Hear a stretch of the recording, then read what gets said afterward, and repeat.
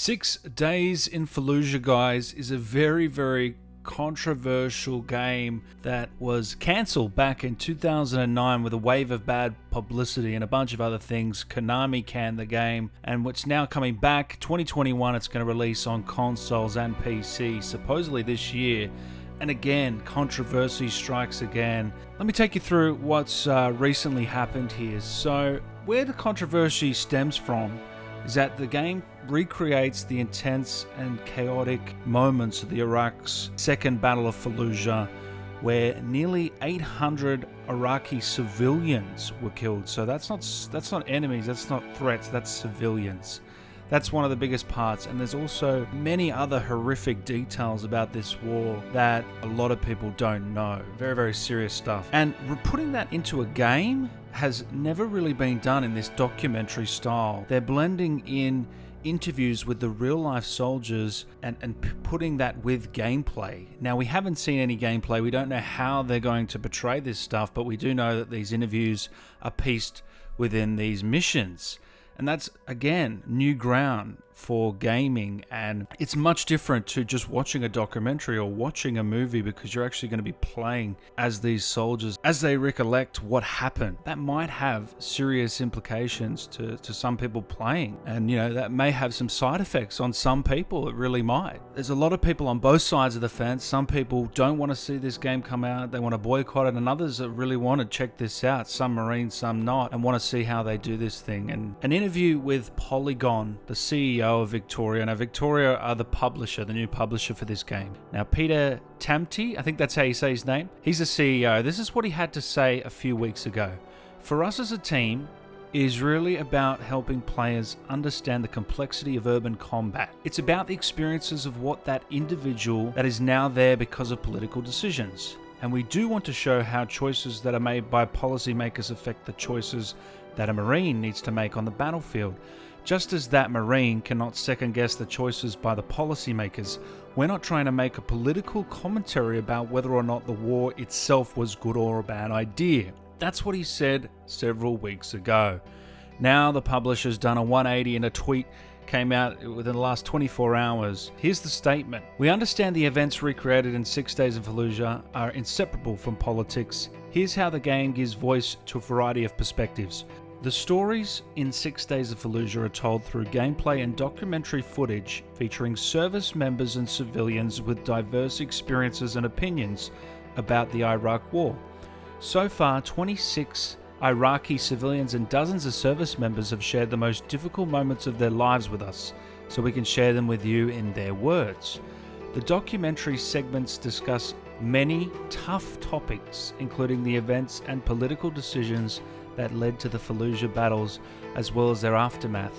While we do not allow players to use white phosphorus as a weapon during gameplay, its use is described during the documentary segments. During gameplay, players will participate in stories that are given context through the documentary segments. Each mission challenges players to solve real military and civilian scenarios from the battle interactively, offering a perspective into urban combat not possible through other media. We believe the stories of this generation's sacrifices deserve to be told by the Marines, soldiers and civilians who were there. We trust you find the game, like the events it recreates, to be complex.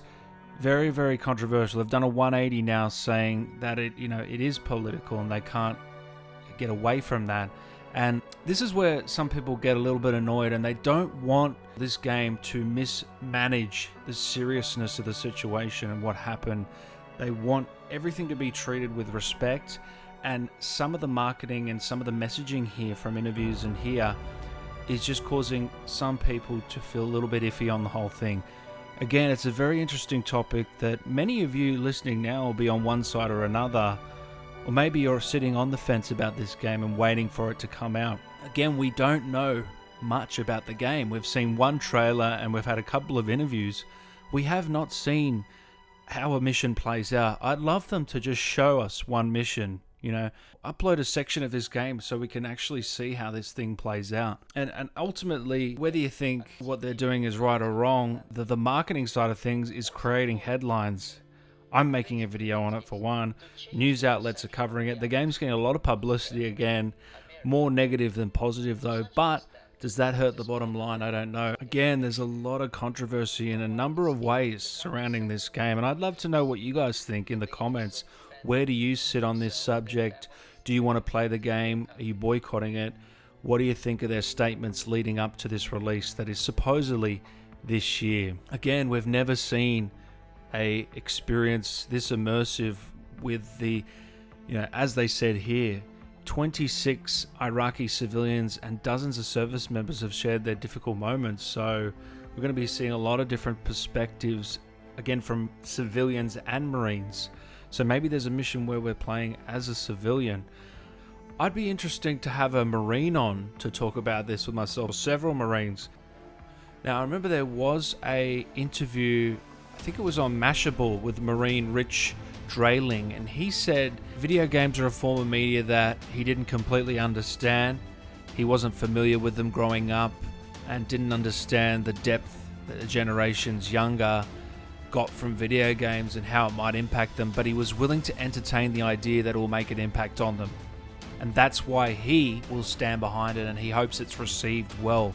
He hopes the game is received well and can impact thousands and thousands and millions of people.